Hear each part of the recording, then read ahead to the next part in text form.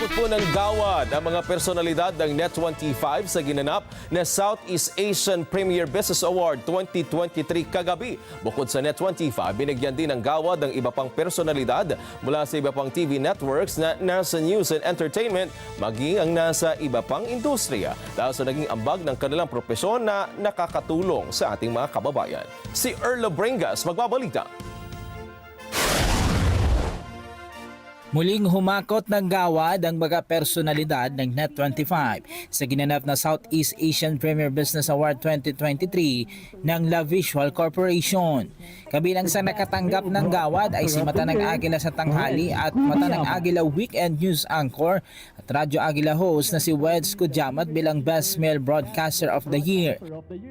Si Bel Surara ng programang It Connect na ng Radyo Agila ay tumanggap din ng pagkilala bilang Best Female Broadcaster of the Year. Si Kada Umaga host Diana Meneses naman ay nakatanggap din ng parangal bilang Outstanding Female TV Host and Singer of the Year na tinanggap ng inyong lingkod. Ginawaran din ng parangal si Net25 President and Open for Business host Cesar Vallejos bilang Outstanding Business Leader. Mas tayo, Erlo, mas nagiging inspirado tayo sa pagtupad ng ating kampanin, sa pagtupad ng ating responsibilidad bilang mamamahayag sa paghahatid ng mga balita sa ating mga kababayan. At maraming salamat sa Radyo Agila, sa Net25 sa patuloy na tiwala ng management, ng ating mga boss, sapagkat patuloy tayong ginagamit na kasangkapan para manguna, para maging muka ng balita, ng paghahatid ng balita para sa ating mga kababayan, hindi lamang sa buong Pilipinas, kundi maging sa buong mundo.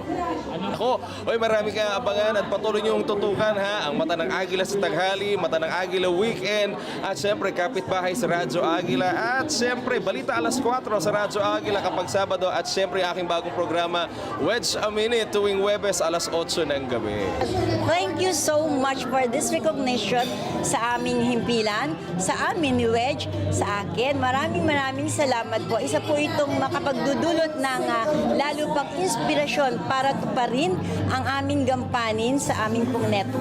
Bukod sa Net25, may tinanggap din na parangal ang iba pa mga news personality na nasa iba't ibang TV networks dahil din sa naging kontribusyon ng mga ito sa larangan ng news and current affairs.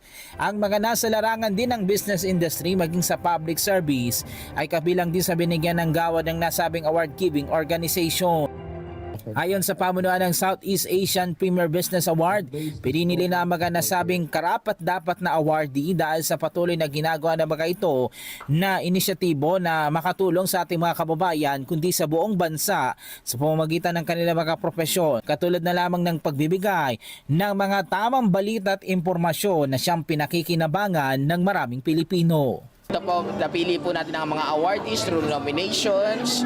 Ito po yung sinasubmit sa atin, and then ito po yung inaaral natin. Sinasurvey, nire-research ng ating committee, awards committee, at sinasala po silang mabuti kung pasok sila sa criteria at kung ito ba mga awardee natin ay nararapat na awardan. Napaka-importante magbigay ng parangal. Katulad ng pag-aaral sa eskwelahan, kapag ginalingan natin, nagkakamit tayo ng medal.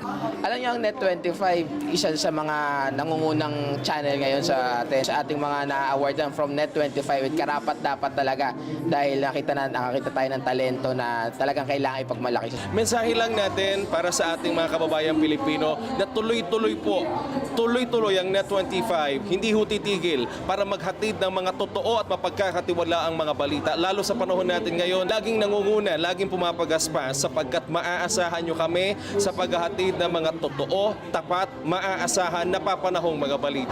Dahil ang Net25, tunay na matatag, matapang at matapat. Erlo Bringas para sa Mata ng Agila, matatag, matapang, matapat.